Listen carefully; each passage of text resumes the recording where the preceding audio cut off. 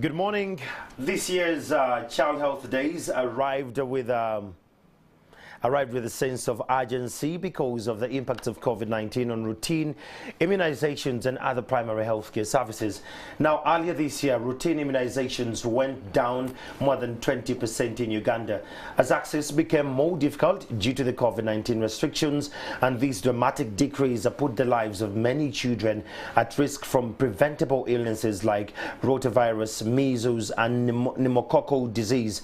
Now, during October, health workers flooded community services with the vaccines and basic supplies, and community groups organized to remind families about the importance of attending clinics and taking advantage of increased coverage of services for their children.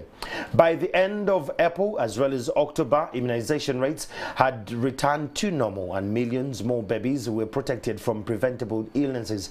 Now, to bring this home, we have Dr. Immaculate Ampere, a senior medical officer at the Division of Vaccines and Immunizations at the Ministry of Health. We have Emmanuel Bukalu, an extended program on immunization consultant, still from the Ministry of Health. Be a part of this conversation on Twitter. The hashtag is Immunize Now and Vaccines Work. That's where the conversation is. Good morning, Dr. Ampere. Good morning, Mr. Chamagero. Morning, Bukalu. Good morning. The conversation is very interesting. I love the fact that we tackle it in April and then we come back in October. So, Dr. Ampere, for a normal viewer, an ordinary viewer, what are the Child Health days? So, thank you, Chamagero, for that question, and thank you for hosting us. So, Integrated Child Health Days is just a period when we intensify, catch up on those children or women or risk groups that we target through our routine immunization program to provide them an additional chance to catch up with their schedules. Yeah. So it is still routine, but a catch up to clean up those we may have left out due to one reason or another, due to the lockdown, child was sick or something else. So it is an opportunity to catch up and address the population immunity. Okay. So even as we immunize against COVID, we need to realize that routine immunization is what we had and what will always be, and is the backbone of preventing the killer diseases. Wow, that is very interesting. Mr. Bukalu, as an EPI on this, in April, we were doing very bad as a country, but we tried to bounce back. Parents were very responsive. Did you register some of the hurdles towards immunization or towards the integrated child health days from the communities?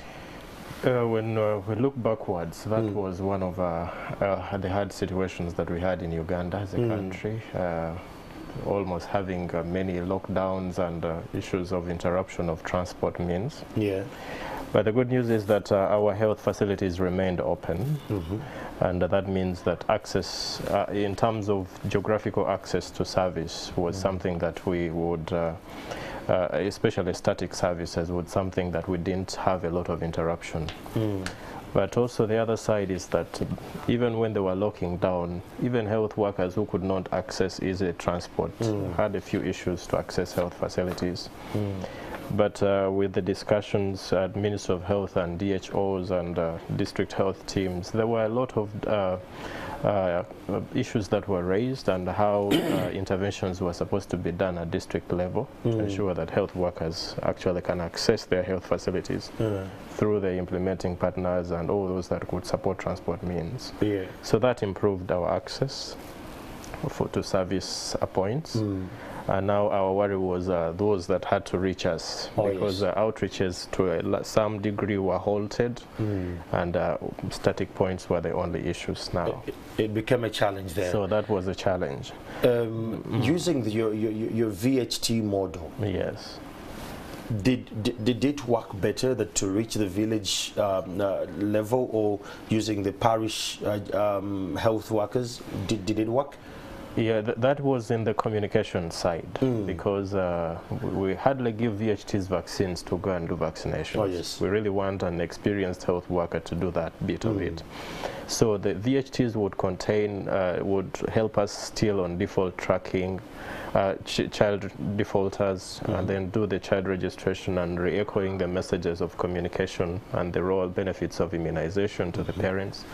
And the LCs, now we are trying to engage the other arm of the parish chiefs, just as you've communicated, to ensure that these ones are also part of the key players as the non-health stakeholders to rally parents, and also to have indicators in their own structure on how they can improve health standards wherever they are.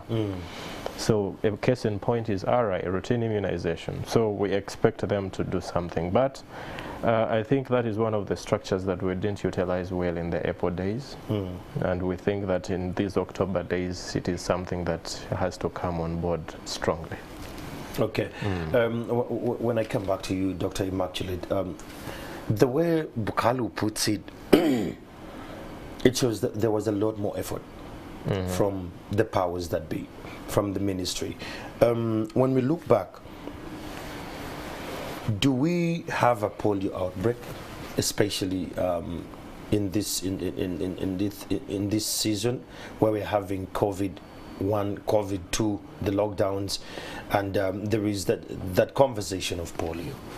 Yes, Uganda declared the polio outbreak on 25th of August this year, and this was following the detection of a circulating the virus in sewage system in Nubiji. So it was declared, and we have an outbreak, and we are preparing for a national campaign to respond to that. So we have and this is expected usually when there is low population immunity. It shows that there is a number of children in our communities that may not be protected against the virus. And also we've had our neighboring countries, the South Sudan and Kenya, and now also recently DRC experiencing a similar outbreak. So, and our borders are open. So it's up to us to ensure that our children are protected, because we cannot stop people from coming in. We have visitors, we have business. Kampala is a central business district. So there is also potential risk for this ongoing spread to the rest of the country. And that's why we are saying Child Health Days is a timely intervention to build the immunity of our children, because that's what we can control. Now, that said, then what kind of activities or what happens during these days, especially in October, as a parent who knows that this is happening? If I go to my health center, maybe 3 or 4, or at the referral hospital, what are the kind of activities around these days? So the integrated child health is what makes it integrated. It's a package of child survival and maternal survival interventions. Immunization is one of them. We also do the nutrition. We give vitamin A supplementation. We do growth monitoring, weighing these children to see if their growth is how it's supposed to be. We screen for malnutrition among these children. We provide antenatal for the mothers. We provide vaccination for the mothers. We do screening for HIV where possible in the facilities with capacity and counseling. We also do hepatitis B screening and vaccination in the districts where we are currently rolling out.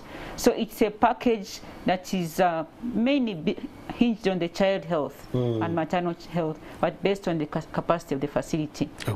And this is what we provide every day in our facilities. Every 6 months, a child should visit the facility, even beyond 1 year, for nutrition assessment, growth monitoring, deworming, and vitamin A supplementation. So we just try to ensure that at least we ensure before the year ends, we intensify and advocate and communicate and ensure that every child, every mother, and every person, high-risk person there in hepatitis. So it's a package and opportunity that allows for this package to be provided in one place. Andrew, just in addition to what Immaculate is saying, it is critical for parents to be reminded that we went off the grid of 6 killer diseases. I think that's where I was coming. Sorry, I went ahead of you. And to a larger extent that we have more than 12, actually 13 vaccine preventable diseases that we are immunizing against. In this periodic intensification of routine immunization, October and April, we still look at the 13 diseases. Yeah. And in addition to the adult vaccination that Dr. Immaculate is making, the hepatitis B vaccination for the adults, because parents need to be reminded that out of the 13, hepatitis is also vaccinated of late. Yeah. We have the diphtheria that many people have forgotten about, including health workers. Whooping cough that has gone out of phase, including health workers have not seen this many times. The polio that we are talking about, the TB and leprosy is also vaccinated during those days. And so parents need to understand that what are these things, because I've seen a lot of complaints in the public, people thinking that what are these vaccines you keep introducing to our children? But if you look back, we've reduced on the number of cases of pneumonias. We've reduced on the number of cases of diarrheas caused by the rotavirus. So these pneumonias and diarrheas that used to kill our children, we have actually seen a very great reduction of the infant mortality that really caused us a lot of burden then. And this has also improved on our indicators of the life expectancy of Uganda. If you have a number of children dying here, meaning that averagely your life expectancy will be low as a country. So the fewer you have, the more we have adult growth. And the quality of life and the quantity is improved outrightly. It's one of the most effective ways to prevent disease and improve the quality of life of any child ever, away from these other congenital abnormalities. But in cases of infectious disease, communicable diseases, EPI, routine immunization, has proven to be something that is wonderful. When we talk about the parents having only the 6 killer diseases as the previous communication, how it used to be, now they have actually doubled and gone beyond. The turn-up of these vaccinations, in one way or the other, has it been affected by COVID-19 in terms of propaganda and misinformation? Has it affected it? And if so, where are the gaps? Yeah, I think it almost did it because of the information, the disinformation, disinformation and misinformation, and also the infodemics that we are dealing with. We at Ministry of Health were getting worried that in case these, whoever is anti-vaccine and anti-vaxxer is to succeed in COVID, that could easily impact our routine negatively. So that was one of our biggest worries at strategic level.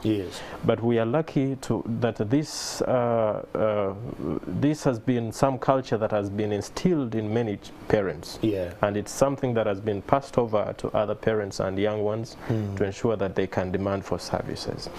At least largely we are at 80 and 90, which is not so bad.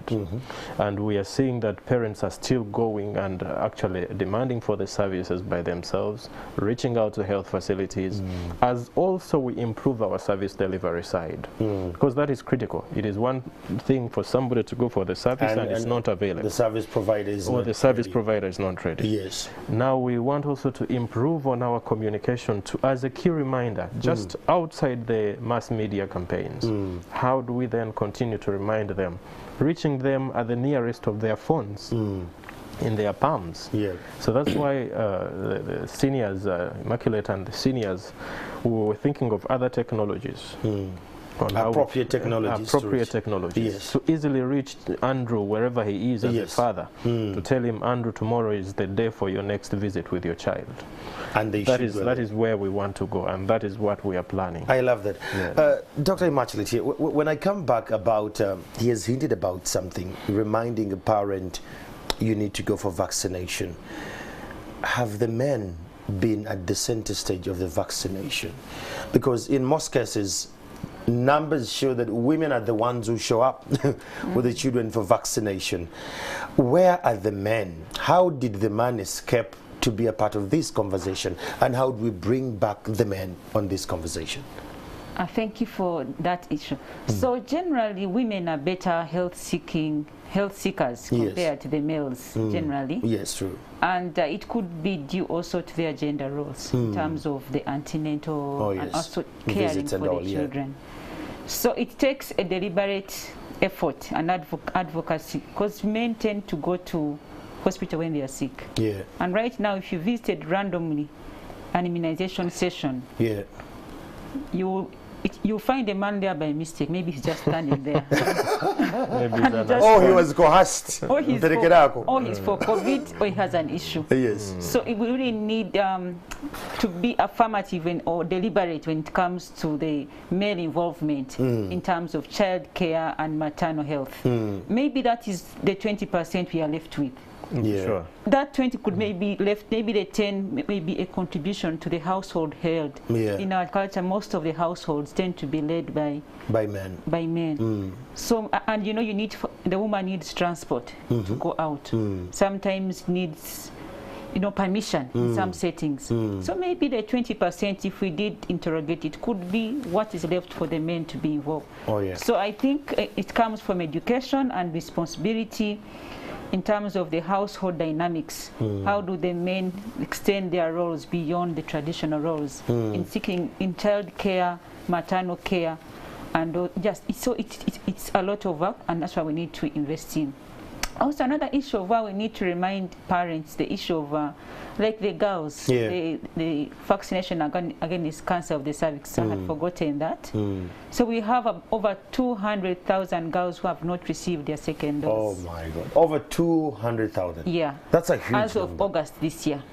So you wonder, what is it? The father? Is it the mother? The mother. Because this is no longer a baby. It's now a girl who can even speak and can even decide. And also, so really we need to, as society, the local leaders there in the villages, the grandparents, how do we check and ensure all these children in our communities are protected? That's what we can afford. Maybe, Doctor, just a little bit.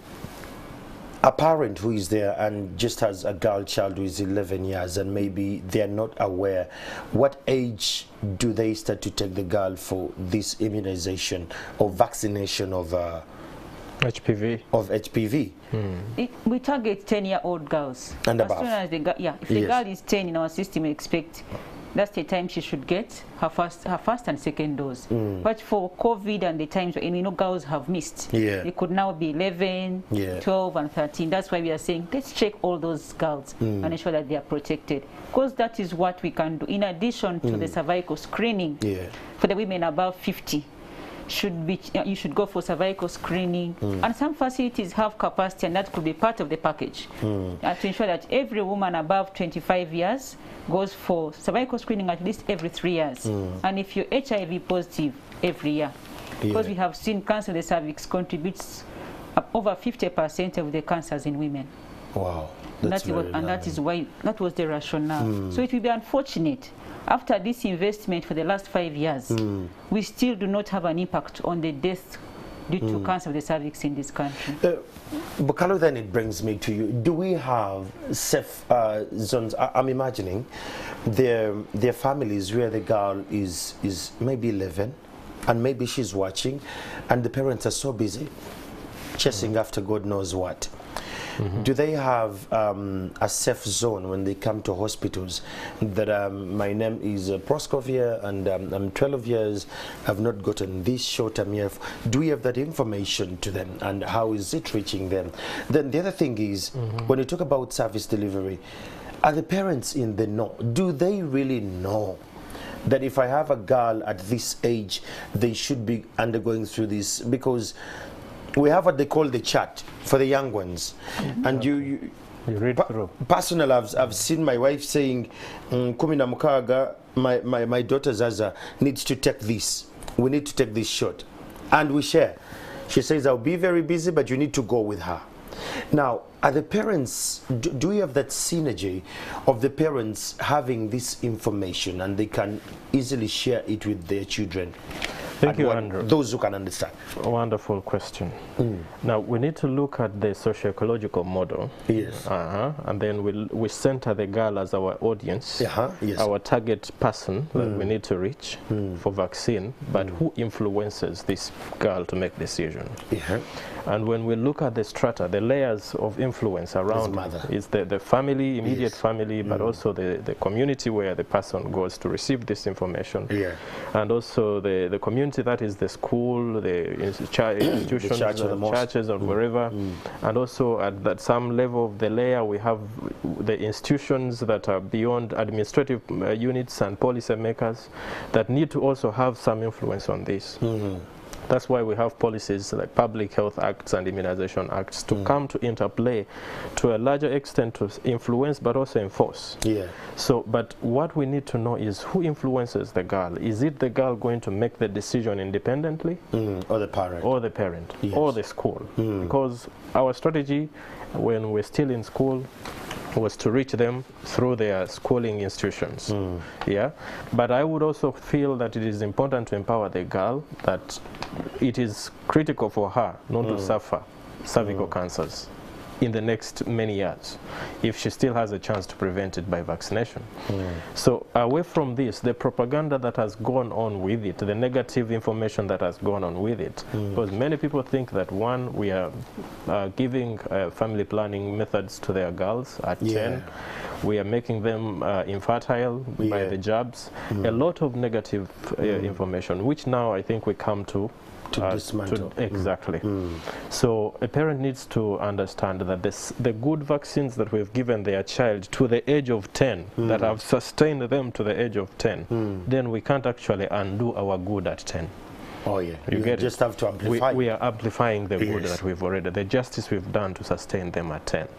So 10-year-olds, yes, if they walk into the facility, nobody can ever chase them out unless the health work is not informed. If a child volunteers to come into the health facility, and also in the outreach posts like in the ICHD Times now in October, any health worker that is sober-minded, we'll always welcome them in. Now that you alluded that earlier on you used to engage them using the school models. Yes. Now that the schools are closed, how are you reaching these children? So our methods now, one of them is these October days. Okay. We are rallying parents to go to the outreach sites, to go to the static points in the health center 3s and 4s and hospitals to ensure that their children are actually vaccinated. It's now a plea. Now we are also extending services nearest to them because it's a simple jab. You don't need to really, it's a small injection. You don't have to go through a lot of hassles. So reach the sites, ask for the HPV vaccine, they give it to you. So we also expect our health workers to go well prepared enough to receive all the categories of persons that are targeted for these vaccinations. Okay. So it's critical. It's very critical. On Twitter here, I really want to thank for those already online here. When Dr. Immaculate Ampere said that parents, most men tend to go to hospitals when they're sick, Gad Bihambwe says that they're busy looking for money to pay for the hospital bills. That's why they're never in hospital. But I think, Bill, you need to know that you need to be well supported to get there. Now, there is another question here, and this goes to Doctor here, that the teams that are meant to vaccinate the people at the different health centers, their attitude and mentality, they unquote Chiambagwe, that kind of attitude. That is someone on Twitter here. Have we trained our personnel enough to enhance this and to talk to the people rightly? Because people are fighting with a lot of psychosocial issues. So to answer Bill to begin with, he's looking for money to manage the hospital bills. But it is more expensive to work all your life to pay bills for things you could have prevented earlier. You should now be looking for educating the children and business and what will and caring for yourself when you cannot work anymore than preparing for things you could have prevented. We should prepare for the inevitable, not for things that we can manage. Okay. So Bill, really need to interest yourselves on the things, the simple things that can contribute to minimizing expenditures in the future is very critical. So, and also demonstrating to your children the role of males at the household level, because we've inherited it, and it's us built to change the next generation. Oh, yeah, true. It's us, the parents of today, to change the status quo. No one else is going to do that for us. And that is done, children learn by seeing, not by being told. Then on the issue, the second issue of the attitude of the health workers, the ones who are administering the... We train science, we train the basics, but the issue of attitude is something that is changed through mentorship. And really what we do is we continuously talk to them and engage them. And also we have tried to put suggestion boxes in facilities. And we have health unit management committees. So communities also, you're empowered to give feedback to the in-charge through a suggestion box, to the VHT, so that we can allow for continuous quality improvement. It cannot happen today. We can address attitude. It's continuous quality improvement through stakeholders. You can influence through those committees in your facility, and actually the staff can be changed or can be talked to, or they can address the underlying issue. At times you find it is one staff oh, in the labor ward, vaccinating, attending to a visitor who is lost, asking for directions. So at times it is the community, you welcome really to participate in the quality improvements of your health services in the community. Okay. Conversations are still coming in. By the way, the hashtag is vaccine now and immunize now. That is the conversation. Emmanuel Bukalu, someone here says that I'm now very interested about this. What diseases should we take our children to be immunized against or vaccinated against? I have to repeat that. Yes. In the very first days of the child, we will look at polio, at birth. Yes. We look at the BCG, which is entirely TB, leprosy. We look at polio. Now, actually, we intend to introduce something else, but that will be for another day. Then we look at people going for DPT. DPT, hip is a 5 combined antigens, all there combined in one shot. And this is where a child receives diphtheria, vaccine for diphtheria, whooping cough, tetanus, hepatitis B, Haemophilus influenza, and those are all in one shot. Then measles comes in. Those ones, they get them in different months, phases. Now we have the PCV, and this one is for the pneumococcal issues. Okay, pneumonias. Okay, but also some bits of, and then we do the measles and rubella. Those are many things that we do along the way, and also have some vitamin A supplementation. If I've forgotten some, then Immaculate would help me. The vaccination against cancer of the cervix. And cancer of the cervix. HPV. For the girls. So we also have those for mothers of childbearing age. Okay, women of childbearing age. That is tetanus and diphtheria. Now we have a combined shot. Those days we only did tetanus alone, but now we have a combination of tetanus and diphtheria. So this one, a woman of childbearing age needs to understand the importance of it. Why should I get, I think, the 5 shots in my career as a mother? Why should I get them? It's to protect you against tetanus, but also your unborn child or the anticipated child to be given birth to.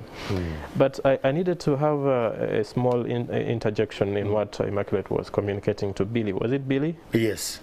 The one who is looking for money to pay for the hospital bills. We can't always work anticipating losses. What can be prevented should be prevented, and let that pass. And this is only for the first 1 year of the child, with a few interceptions of the Minister of Health with SEARS, these campaigns that we're talking about. Those that come in, but not often. You get it? So let this work out, be the best father in the first 1 year. Then probably you can look for the child's school fees and nutrition and other things that really should be spent on money. Otherwise, HPV is, cancer of the cervix is expensive, both to manage as government, but also you labor a lot to sustain a life. Those that have suffered cancer should tell us. You get it? So a person should not wait for a secondary prevention. Yet we have a primary prevention here. And it is critical. we are also fortunate that we live in a generation that has the solutions. Oh, yes. Exactly. Let's not live in a generation that is not ours, where there was no technology to prevent COVID-19, prevent. Why should a child in this time be disabled due to polio? Who is going to be accountable for that? Why should a child born in this era, where a government is buying a dose for all the 2 million children born every year, get measles because they are not vaccinated? Why? And Andrew, you know, just, all we have in life is life. Yes, sure. Let's protect life, and then we shall get the rest. All right. Otherwise, even we're just running in a vicious cycle of loss. I hear you. Yeah, because... Yes, Bukalu.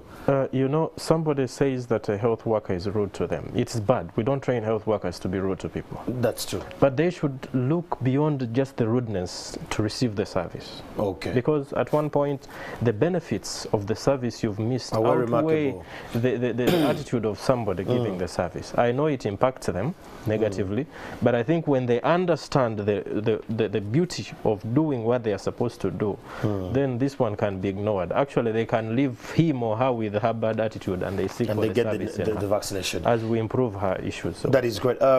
Please be a part of this conversation on the digital platforms, and the hashtag is immunize now or vaccinate now. It's a conversation about the integrated child health days.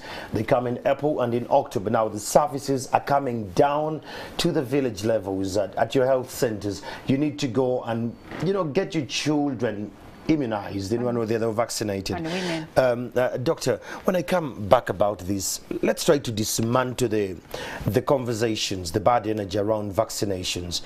Do some of these have effects to the children or to the mothers? And if so, for how long do these effects last?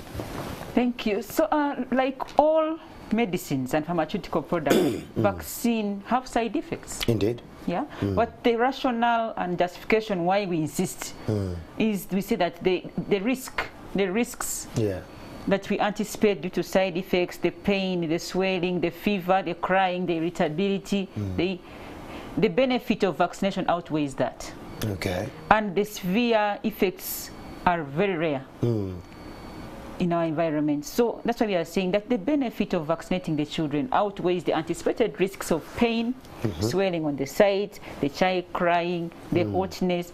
And what we can tell the mother is prepare them or the client that you're going to experience this.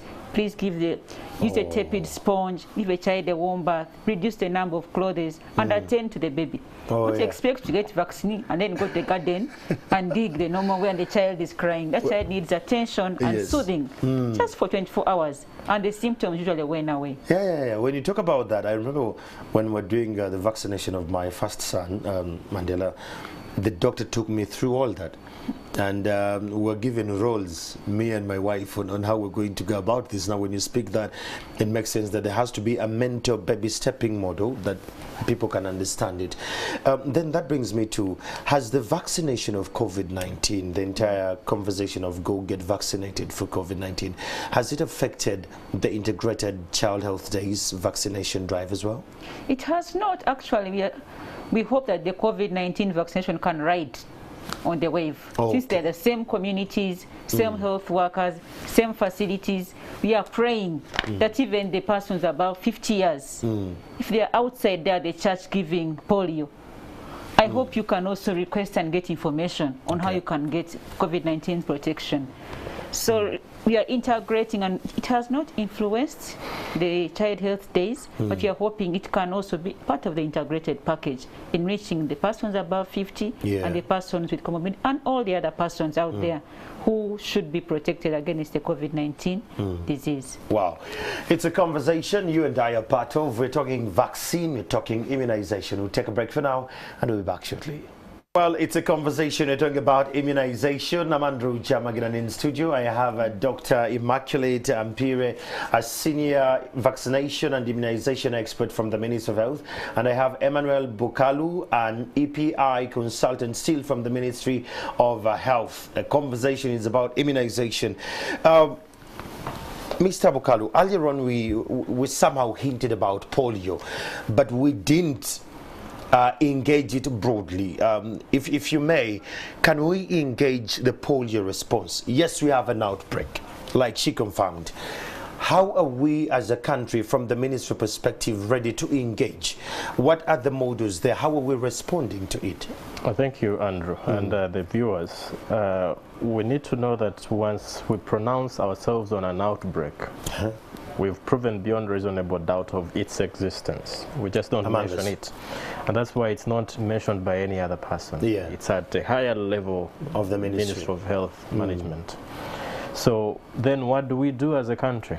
Because there are steps for public health interventions that have to be done each time you pronounce yourself on an outbreak. Yes. So usually we give ourselves a 3-month preparation and engagement of the public to ensure that our response is in line with what we anticipated should be done. So in our days now that polio is here, we always wish to know which type of polio are we dealing with, because that's critical.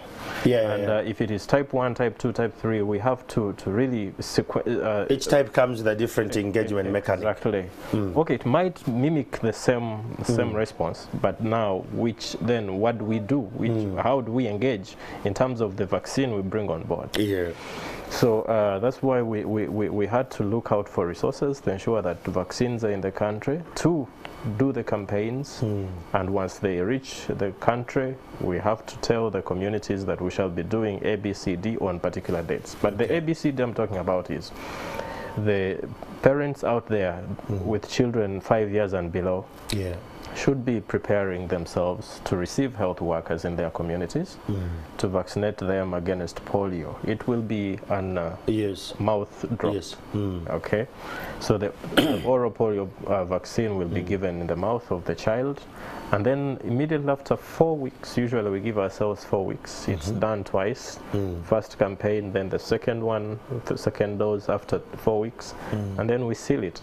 So when they hear us rallying them again, they should be aware that this is what we're talking about. Okay. So parents should not worry of overdosing. They usually worry that my child was vaccinated yesterday, then what are you trying to do today? Okay. Even when we pronounce ourselves on the dates this October, maybe November, any date, even if your child was vaccinated yesterday and today the campaign has kicked off, we expect you to be part of those that will receive the jab as your child. Now, if my child was vaccinated with the polio vaccine, do you give me a sort of a paper that can prove that, oh, we just had this yesterday, there is another team that's making a run within my community, but I had it yesterday? Do they give you some sort of an identification that, oh, we had it yesterday?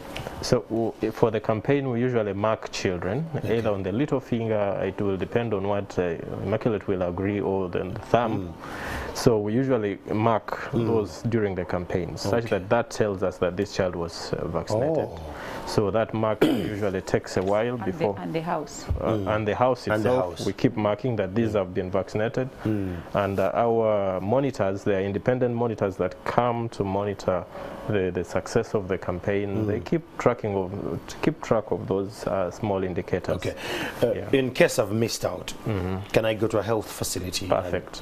And I get the vaccination from there. Very wonderful. But for this campaign, since we are using the door-to-door model, we wish that parents engage, because after vaccination we pull out the vaccines. We don't. Then we maintain the ones of the routine immunization. So the parent can go there.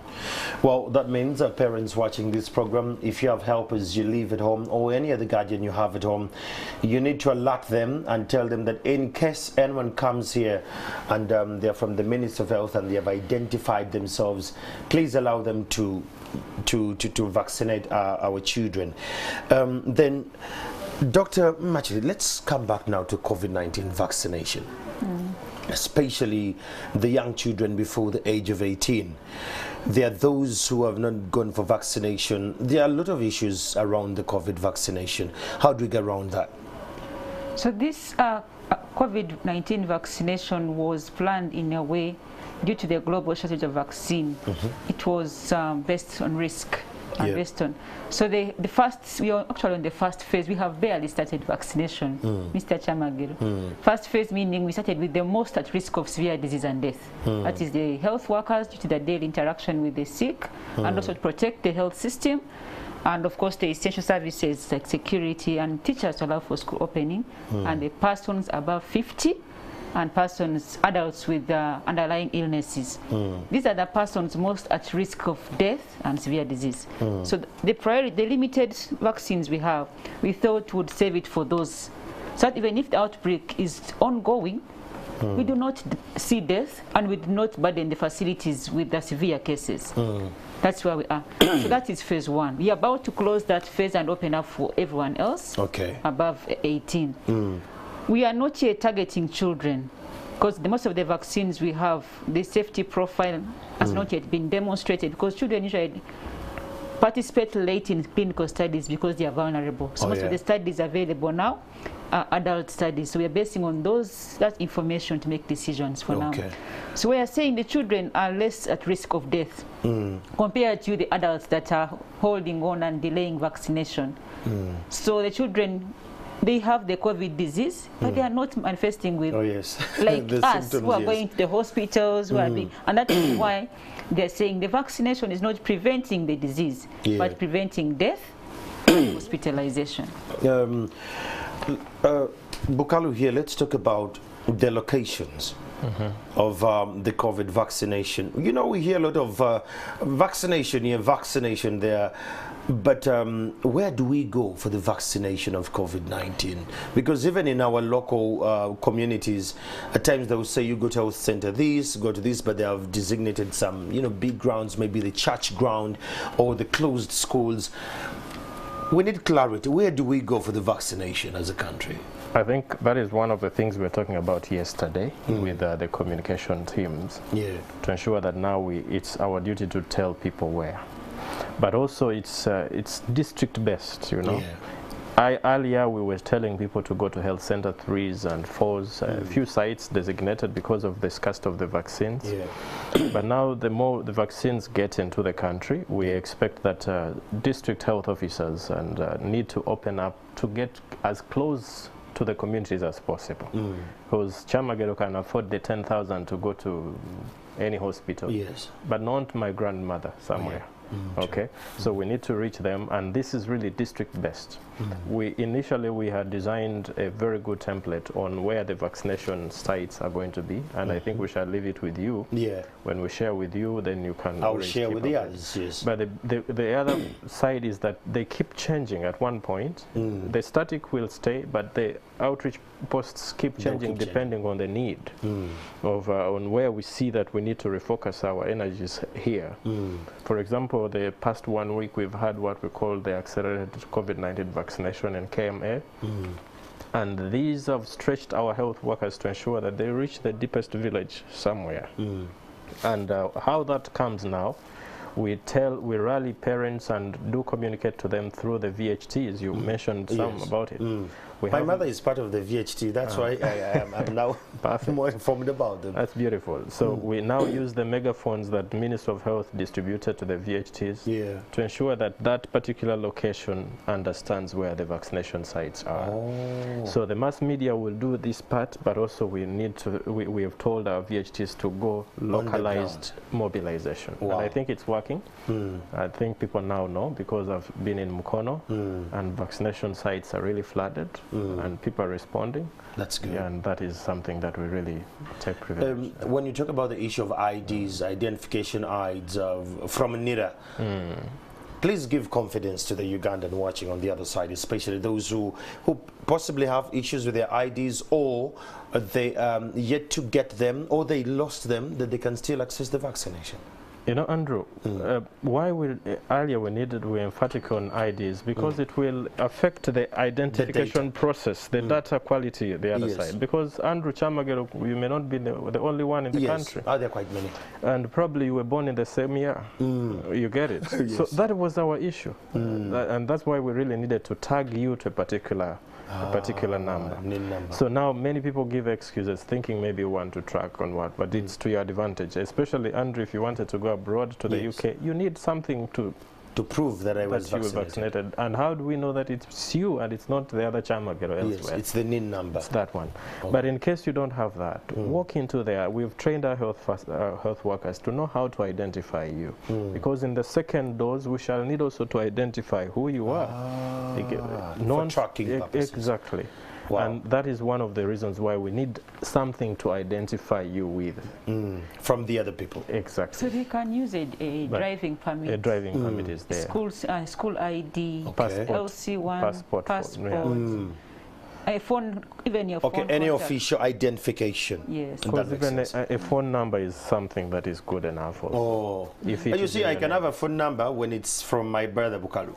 But I'm using the phone. I think we could go with the IDs that are known, the driving permit, because it has my bios on it, my biometrics. The passport, it has my biometrics on it. The school ID, you can actually use that. It could help you a lot.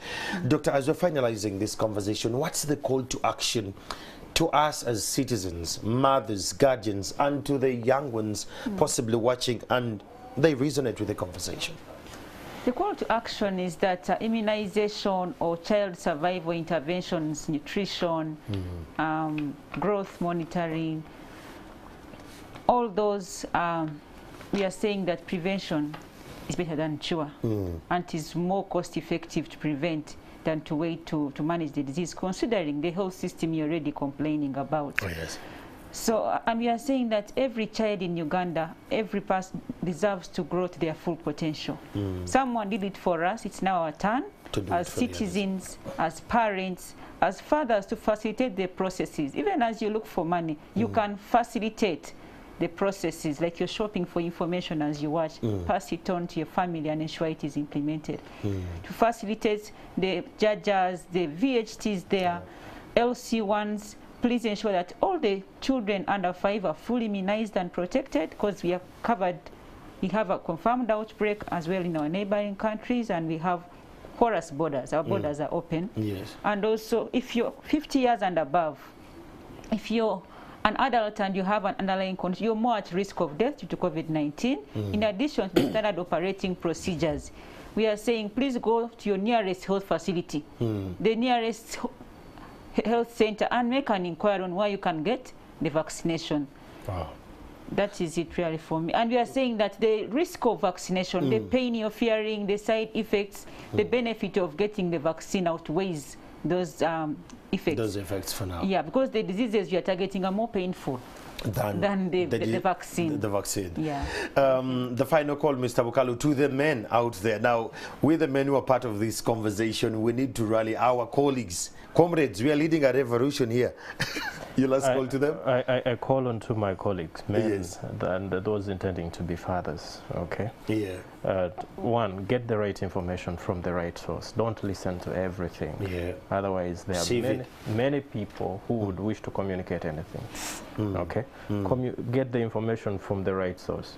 Secondly, try to believe in the Ministry of Health. Yeah. We are there for the benefit of the health of the people, and that is our main agenda, to see a healthy public.